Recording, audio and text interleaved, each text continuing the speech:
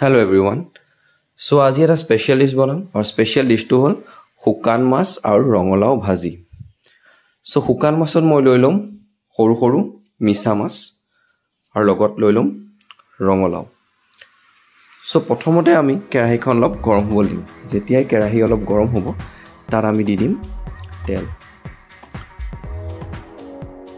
তাত এড কৰি দিম শুকান জলকীয়া দুটা, লগতে থাকিব জিৰা।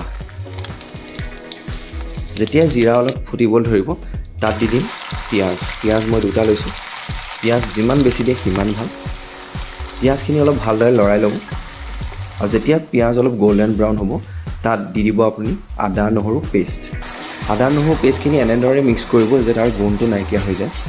আৰু এবাৰ যেতিয়া গোন্ধটো নাইকিয়া হৈ যাব তাত দি দিব শুকান মাছ। শুকান মাছখিনি দিয়াৰ পাছত তাত এড কৰিব নিমখ, হালধি আৰু লগতে শুকান জলকীয়া পাউডাৰ।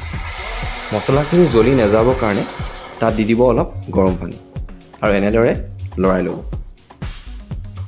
এবাৰ এনেকৈ লৰাই লোৱাৰ পাছত মিডিয়াম ফ্লেমতে 10 মিনিট ঢাকন লগাই ৰাখি দিব। 10 মিনিটৰ পাছত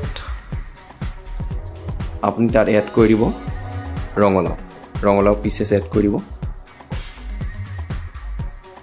আৰু আকৌ এবাৰ ঢাকন লগাই দিব, কিন্তু এবাৰ ফ্লেমটো ল' কৰি দিব আৰু 20 মিনিটৰ বাবে এনেকৈ থাকিব দিব। আৰু 20 মিনিটৰ পাছত আপুনি দেখিব যে আমাৰ শুকান মাছৰ ডিছ ৰেডি হৈ গৈছে আৰু এয়া চাওক খাবলৈ ৰেডি। চ' যদি আপোনালোকে ভিডিঅ'টো ভাল পালে এটা লাইক, এটা শ্বেয়াৰ আৰু কমেণ্ট কৰি জনাব।